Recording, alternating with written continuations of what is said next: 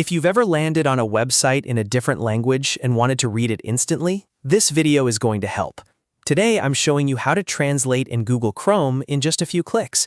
And the best part is that it works on most web pages without needing any extra software or extensions.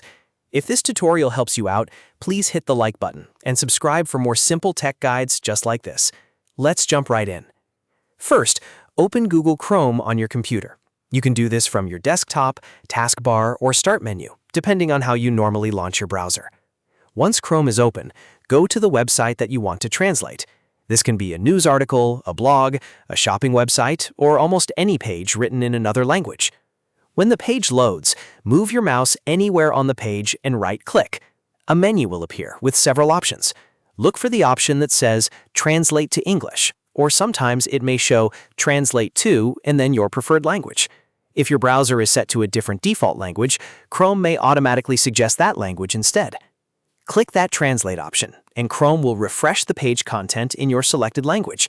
In just a moment, the text should appear translated so you can read it more easily. This is a very fast way to understand foreign language websites without copying text into another tool or using a separate translator. If you don't see the Translate option right away, don't worry. That can happen if the page is already in your language, if translation is disabled for that site, or if Chrome hasn't detected the language properly.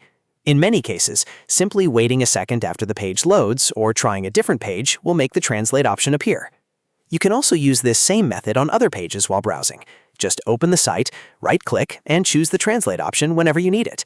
It's especially useful if you're researching, shopping internationally, or reading content from another country.